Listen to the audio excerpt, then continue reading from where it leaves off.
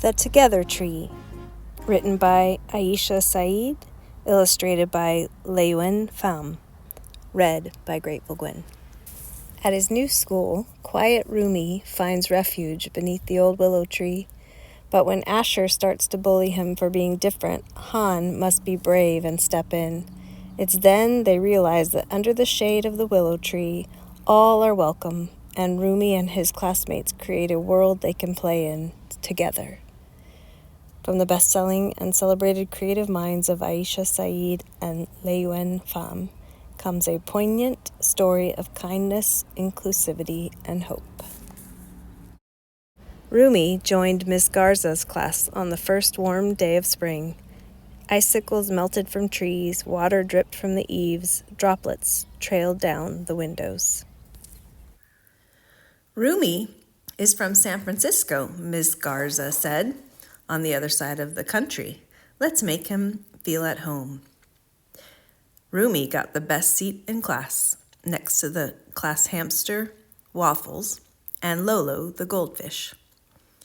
The kids stared at Rumi, but Rumi stared out the window. At recess, the grass looked so green against the sky full of sunshine and blue. Ella raced down the slide. Asher played tag with Han. Rumi twirled a twig beneath a shady old willow tree.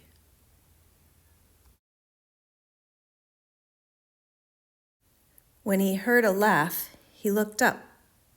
3 kids stood by the swings. His shoes are ugly, Asher said, laughing. And big, Ella giggled. The laces are untied, too.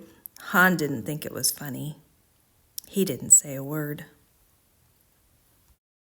Rumi looked down at his shoes. He'd colored them with friends back home, where the cypress tree grew and the fog rolled deep. Back home, they played kickball. Back home, they built sandcastles. But things were different now. He twirled his twig beneath the shady old willow tree, and something began to hurt. In music class later that week, when Mr. Simon played the flute, Asher crumpled and tossed a paper. It landed on Rumi's shoe. When Ella saw, she smiled and giggled. Han simply stared. Rumi studied his shoes, the painted cars, rainbow, and balloons. He tried his best not to cry. The next day, at recess, Ella skipped, Asher ran, Han crossed the monkey bars, and Rumi stayed alone, by himself, twirling a twig beneath the shady old willow tree. Then Asher picked up a pebble. He flung it in the air. It flew, it spun, it sputtered, it scraped against Rumi's knee. "Rumi!" Han called out. "I was wondering if it was okay if I could play with you?" And that's when Han looked down and saw what Rumi was doing with his twig. He was drawing a beautiful world out of dirt.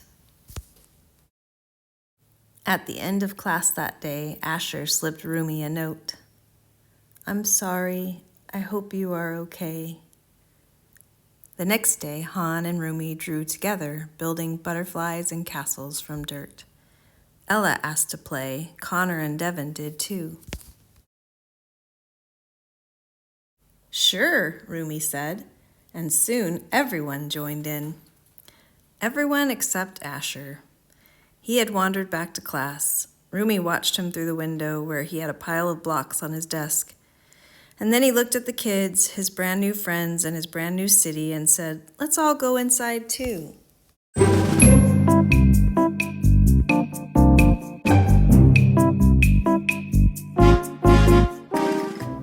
Together, they ate lunch the next day, and later, at recess, they played, all together, beneath the shady old willow tree. Author's note: in kindergarten, my son became the target of bullying at the playground. At first, he wasn't telling me what was happening, but I watched him withdraw into himself and I knew something was very wrong. When he finally started to share bits and pieces, I was horrified.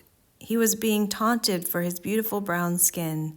He was mocked on the playground for his reserved nature, and my third-generation American son was told to go back where he came from.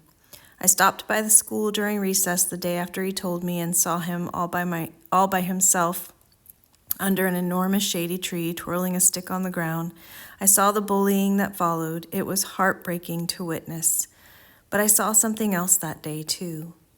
I saw other children looking on. I saw their concern. They were upset about what was happening but didn't know what to do. In my experience, one of the most powerful things someone can do, in addition to telling an adult, is to reach out to the person hurting and give them the gift of your presence. Being there, simply being their friend, can remind them they are not alone.